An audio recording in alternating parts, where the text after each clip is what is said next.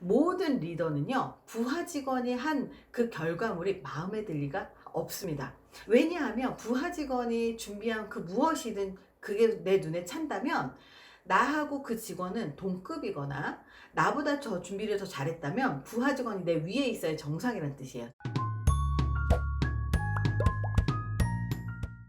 저 역시 신입사원 시절에서부터 CEO까지 다양한 역할을 거치면서 부하 직원의 입장일 때도 있었고요. 직장 상사 입장일 때도 있었어요. 근데 부하 직원의 입장일 때는 직장 상사가 어려웠고 직장 상사인 지금은 부하 직원이 가장 어려운 것 같아요. 대학원에서 학생으로 있을 때는 교수님이 가장 어려웠고요. 대학에서 학생을 가르칠 땐 학생들이 가장 어렵습니다. 서로 어려운 이유는요, 상대방의 입장을 잘 이해하지 못하기 때문이 아닐까 생각을 하는데요. 제가 벌써 회사를 경영한 지 15년이 넘었습니다. 저 역시 리더로서 많은 시행착오를 겪었습니다. 2012년도쯤이었나 신입사원 한 명이 저한테 웃으면서 이렇게 말을 하더라고요. 그때는 저를 소장님이라고 불렀거든요. 소장님 별명이 뭔지 아세요? 이렇게 물어보더라고요. 그래서 궁금해서 물어봤죠. 뭔데? 그랬더니 이렇게 대답을 하는 거예요. 소장님 별명은 차 트라우마예요. 차 트라우마. 제가 성씨가 차잖아요. 그래서 차에다가 이름 대신 트라우마를 붙인 거예요. 궁금했죠. 왜? 그랬더니 직원이 이렇게 얘기하더라고요. 소장님 앞에만 서면 트라우마가 생겨요. 이렇게 할 말을 다 하는 직원들이 회사에도 있어요. 저도 리더가 처음이라 리더십이 부족했었던 때도 있고, 그리고 지금도 뭐 충분히 리더십 있다라고 생각을 하진 않지만 그때보단 나아졌다라고 생각을 하는데요. 벌써 10년 전의 일입니다. 이 당시에 이렇게 할 말 다 하는 직원이 있었는데 이런 직원을 미워하시면 안 돼요. 이렇게 할 말을 다 해주는 직원 덕분에 우리가 리더로서 부족한 점을 피드백을 받고 동료로서 더 괜찮은 동료가 될 수 있는 기회를 얻을 수 있기 때문입니다. 이렇게 부하 직원이나 동료의 피드백을 받고 상대를 미워하거나 싫어하면 정말 한수예요. 직장 생활에서 정말로 고수가 되고 싶으면, 더 나은 직장 생활 하고 싶다면 나를 먼저 돌아보고 내가 무엇을 개선하고 고쳐 나가야 할지를 고민해 봐야 됩니다. 물론 고민을 하고 고쳐 나가야 할 만큼 심각한 게 아니라면, 그리고 내가 잘하고 있다면 또 밀고 나가기도 해야 되는 이 중심 잡기가 굉장히 어렵죠. 저는 이 부하 직원이 차 트라우마라고 해서 그 말을 듣고 곰곰이 생각을 해봤습니다.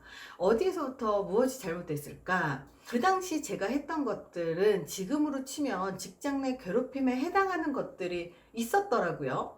사실 그 당시 직원들을 단 한 번도 미워해 본 적이 없었어요. 그 당시에는 지금보다 오히려 더 직원들을 아끼는 마음이 훨씬 더 컸습니다. 그런데도 불구하고 왜 직원들은 나를 되게 트라우마라고 여겼고, 그리고 지금 봤을 때 그 당시에 그 행동들이 왜 직장 내 괴롭힘에 해당되었을까? 한번 돌이켜보는 기회가 됐는데요. 그 당시 저희 회사 상황을 알려드리자면, 우리 회사는 아주 작았습니다. 급여도 적고 작은 회사에 입사를 한 직원들에게 얼마나 제가 고마웠겠어요. 그리고 직원들이 굉장히 열심히 일을 했습니다. 그래서 이렇게 열심히 하는 직원들을 위해서 밖에서 수백만 원짜리 교육을 본인들 돈으로 하는 건 너무 아깝다라고 생각이 든 거예요. 그래서 내가 직접 교육을 해주기로 마음을 먹었습니다. 직원들한테 물어봤어요. 우리 사내 스터디 할까? 그러자 직원들이 어떻게 했을까요? 직원들이 막 물개박수를 치면서 너무 좋아요, 이렇게 대답을 하는 거예요. 그래서 제가 교육을 해주기로 마음을 먹었죠. 물론 그 당시 저는요 되게 바쁜 상황이었어요. 지금도 물론 바쁘지만 예전에는 전국을 돌아다니면서 강의를 했기 때문에 한 달이면 5,000km, 한 주면 1,000km를 운전을 하고 평일이면 매일 지방에서 강의를 하고 지방에 서울로 못 올라오는 경우들이 굉장히 많았습니다. 그러다 보니까 문제가 뭐였느냐면 언제 사내 스터디를 하는가, 언제 내가 교육을 해주는 거였어요. 이렇게 직원들한테 스터디 날짜를 꼽아보라고 했는데 주말밖에 시간이 없었던 거죠. 토요일 오후 1시, 4시간 정도를 스터디를 하기로 했습니다. 이 정도까지만 해도 직원들은 막 이래요, 실제로 오프라인 교육에서. 근데 직원들도 되게 힘들었겠지만 저 역시도 체력적으로 굉장히 힘들었거든요.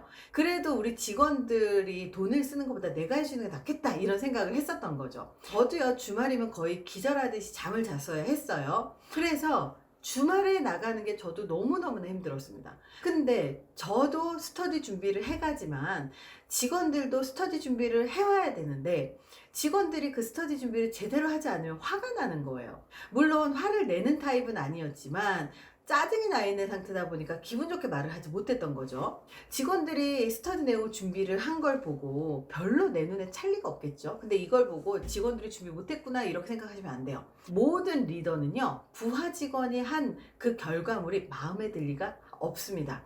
왜냐하면 부하 직원이 준비한 그 무엇이든 그게 내 눈에 찬다면 나하고 그 직원은 동급이거나 나보다 저 준비를 더 잘했다면 부하 직원이 내 위에 있어야 정상이라는 뜻이에요. 즉, 리더가 이 자리에 있는 것은 부하 직원을 트레이닝 시키고 훈련을 시키고 그리고 가르쳐 줘야 되는 것도 그 역할 중에 포함이 된다는 겁니다. 그리고 내가 내 역할이기 때문에 다른 동료라고 하더라도 나만 잘하는 게 있다는 점을 반드시 기억하십시오. 제가 우리 직원들한테 물어봤어요. 이거 준비하느라 얼마나 준비했니? 그러니까 우리 직원이 이렇게 대답하더라고요.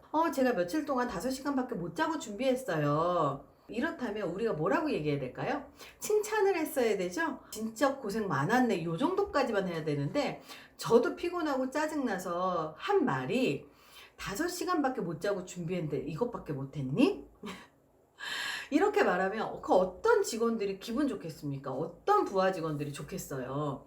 열심히 노력해도 욕먹고 노력 안 해도 욕먹으면요, 노력 안 하는 게 인지상정입니다. 이거는 우리가 집에서도 많이 경험하잖아요. 아내분이 설거지를 같이 하자고 해서 남편이 설거지를 했을 때 아내가 가가지고 기름이 이렇게 묻어있는데 설거지 좀 제대로 해, 이렇게 짜증을 내면 사실 하기 싫어지잖아요. 그럼 이렇게 마음이 들잖아요.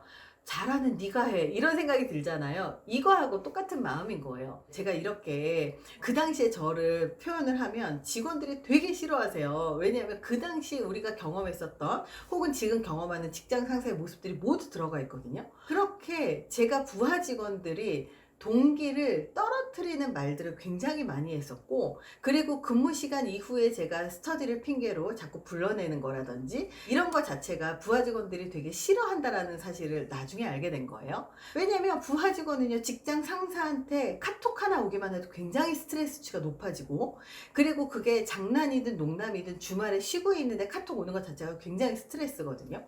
근데 그 당시에는 제가 자꾸 리더로서 잘 몰랐기 때문에 이런 시행착오를 했던 거죠. 저는요, 부하 직원이 말한 내 별명이 차 트라우마를 듣고 오랜 기간, 정말 몇 년 동안을 저를 돌아보면서 생각을 해봤어요. 그리고 나서 무엇이 진짜 직원들이 원하는 것인지를 고민하고, 그리고 그것들을 이제 해주기 시작합니다. 직원들, 우리 직장인들이라고는 다 똑같아요. 퇴근하면 빨리 쉬고 싶고요. 일 빨리 끝내고 빨리 퇴근하고 싶고요. 휴일에는 일하고 싶지 않고 쉬고 싶고, 이거는 누구나 다 똑같아요. 그래서 좋은 직장 상사라고 하는 건 뭐냐면 부하 직원이 원하는 게 뭔지를 빨리 캐치하고, 바로 이게 공감 능력이죠. 공감 능력이 높은 리더예요. 그래서 부하 직원이 원하는 게 뭔지 빨리 캐치하고 부하 직원이 원하는 방식대로 해주는 겁니다. 사실 친구지간에도 이런 일들은 많이 있잖아요. 그게 뭐냐, 예를 들어서 이거예요. 나 진짜 이것 때문에 너무 힘들어. 그래서 나 진짜 남자친구랑 혹은 여자친구랑 헤어질까 말까 고민 중이야. 그러면 정말로 가족들은 이렇게 물어봐요. 네가 정말로 그렇게 하고 싶은 거 맞아? 그럼 네가 하고 싶은 대로 해. 나는 언제나 네 편이야.